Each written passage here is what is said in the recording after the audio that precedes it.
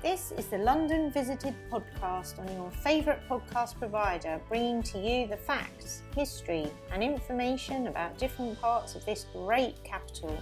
If you have been to London, are planning on visiting, live here or just love London from afar, then this is the podcast for you. Hi there, I'm Steve and welcome to our podcast. We're here for all things London and to tell you more behind some of the iconic places and people in London's history. And in this episode, we go back to the River Thames for our third of 4 parts on our series looking at the River Thames. Don't forget to visit and subscribe to our YouTube channel, London Visited, to see videos covering this place and so many others across London. Also, if you love the podcast and the channel, why not join us as a member? Join our group of what we like to call our London Visited Crown Jewels, where there are many different benefits, including a members-only monthly podcast. Have a look by going to patreon.com/London Visited. And now to this week's podcast. In 2010, the Thames won the largest environmental award in the world, the $350,000 International River Prize. One of the major resources provided by the Thames is the water distributed as drinking water by Thames Water, whose area of responsibility covers the length of the River Thames. The Thames Water Ring Main is the main distribution mechanism for water in London, with one major loop linking in Hampton, Walton, Ashford and Kempton Park water treatment works with central London. In the past, commercial activities on the Thames included fishing, particularly eel trapping, coppicing willows and osiers, which provided wood, and the operation of watermills for flour and paper production and metal beating. These activities have largely disappeared. The Thames is popular for a wide variety of riverside housing, including high-rise flats in central London and chalets on the banks and the islands upstream. Some people live in houseboats, typically around Brentford and Tags Island.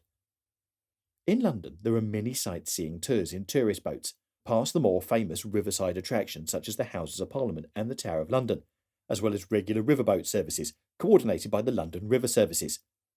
London City Airport is situated on the Thames in East London. Previously, it was a dock. In the summer, passenger services operate the entire non-tidal river from Oxford to Teddington. The two largest operators are Salters Steamers and French Brothers.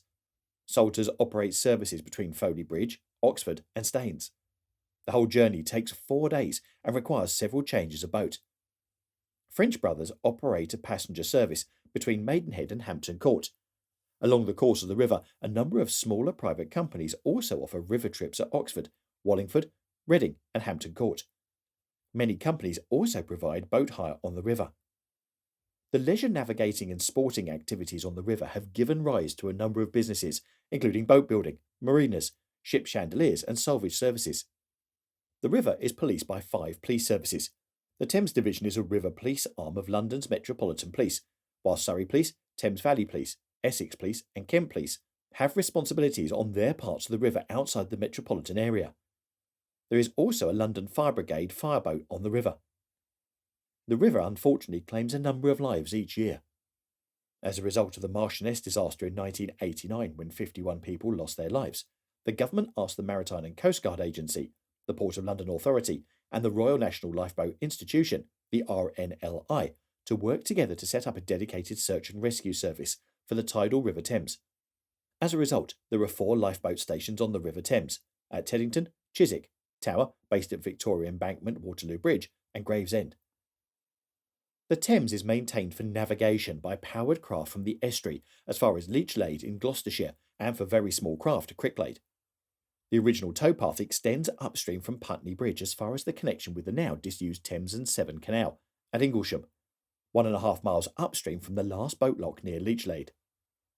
From Teddington Lock to the head of navigation, the Navigation Authority is the environmental agency. Between the sea and Teddington Lock, the river forms part of the Port of London, and navigation is administered by the Port of London Authority. Both the tidal river through London and the non-tidal river upstream are intensively used for leisure navigation. The non-tidal River Thames is divided into reaches by 45 locks. The locks are staffed for the greater part of the day, but can be operated by experienced users out of hours. This part of the Thames links to existing navigations at the Riverway Navigation and River Kennet and the Oxford Canal. All craft using it must be licensed. The Environment Agency has patrol boats, named after the tributaries of the Thames, and can enforce the limits strictly, since river traffic usually has to pass through a lock at some stage. A speed limit of 8 km per hour 4.3 knots applies. There are pairs of transit markers at various points along the non-tidal river that can be used to check speed, a boat travelling legally taking a minute or more to pass between the two markers. The tidal river is navigable to large ocean-going ships as far upstream as the Pool of London and London Bridge. Although London's upstream enclosed docks have closed and central London sees only occasional visiting cruise ships or warships, the tidal river remains one of Britain's main ports.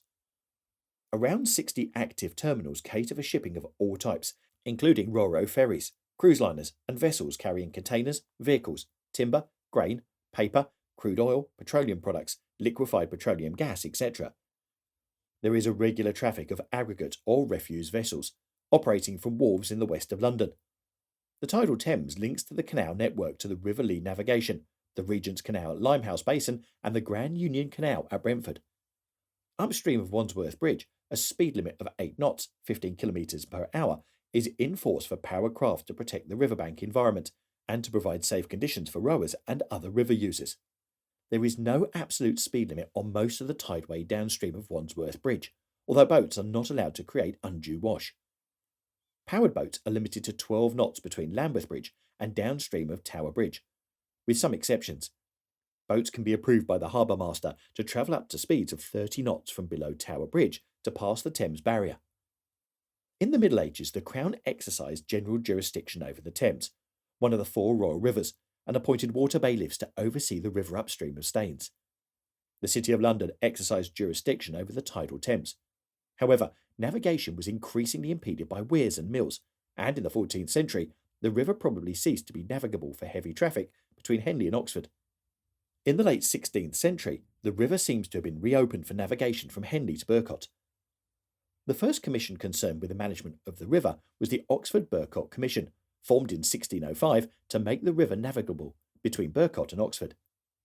In 1751, the Thames Navigation Commission was formed to manage the whole non-tidal river above Staines. The City of London long claimed responsibility for the tidal river.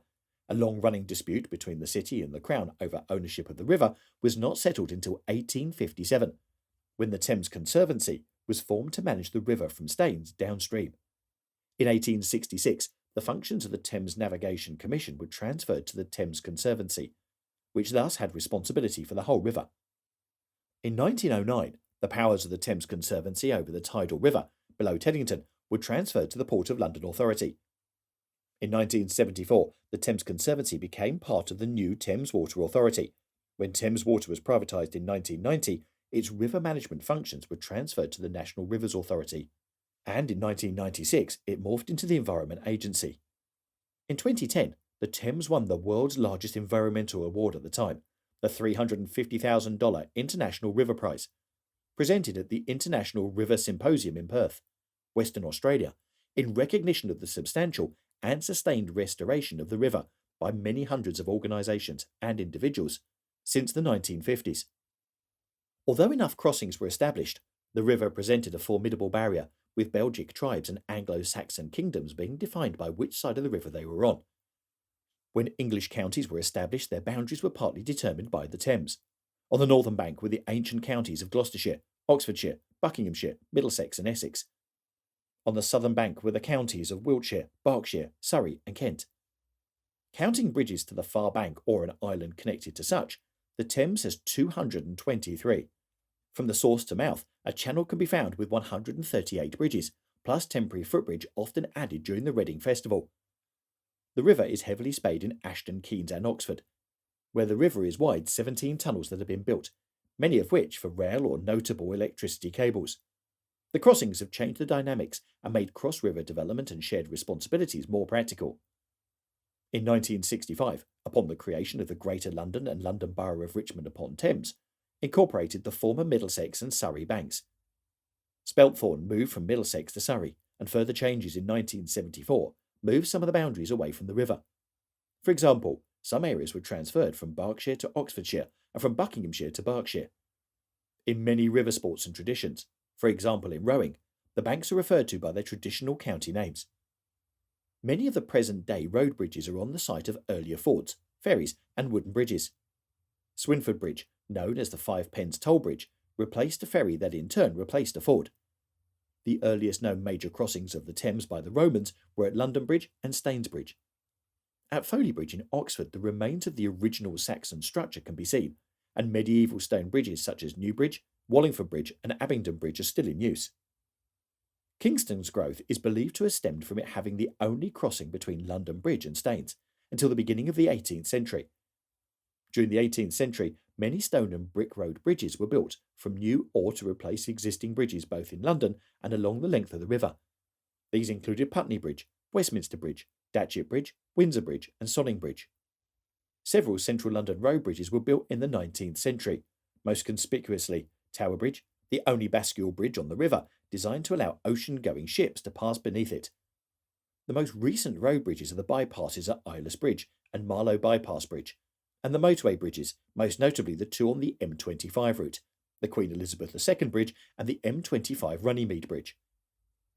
Railway development in the 19th century resulted in a spate of bridge building, including Blackfriars Railway Bridge and Charing Cross Hungerford Railway Bridge in central London, and the railway bridges by Isambard Kingdom Brunel at Maidenhead Railway Bridge, Gatehampton Railway Bridge, and Molesford Railway Bridge. The first underwater tunnel was Mark Brunel's Thames Tunnel, built in 1843, and now used to carry the East London line. The Tower Subway was the first railway under the Thames, which was followed by all the deep-level tube lines. Road tunnels were built in East London at the end of the 19th century, being the Blackwall Tunnel and the Rotherhithe Tunnel. The latest tunnels are the Dartford crossings. Many foot crossings were established across the weirs that were built on non-tidal river, and some of these remained when the locks were built, for example at Benson's Lock. Others were replaced by a footbridge when the weir was removed, as at Hart's Weir Footbridge. Around 2000, several footbridges were added along the Thames, either as part of the Thames Path or in commemoration of the millennium. These included the Temple Footbridge, Bloomer's Hole Footbridge and Hungerford Footbridges, and the Millennium Bridge, all of which have distinctive design characteristics. Before the bridges were built, the main means of crossing the river was by ferry. A significant number of ferries were specifically for navigation purposes. When the towpath changed sides, it was necessary to take the towing horses and the driver across the river. This was no longer necessary when barges were powered by steam. Some ferries still operate on the river. The Woolwich Ferry carries cars and passengers across the Thames in the Thames Gateway and links the North Circular and South Circular roads. Upstream are smaller pedestrian ferries, for example Hampton Ferry and the Shepton to Weybridge Ferry, the last being the only non-permanent crossing that remains on the Thames Path. Whilst the use of the river to drive watermills has largely died out, there has been a recent trend to use the head of water provided by the river's existing weirs to drive small hydroelectric power plants, using Archimedes screw turbines. Treated water waste from the towns and the villages on the Thames catchment flow into the Thames via sewage treatment plants.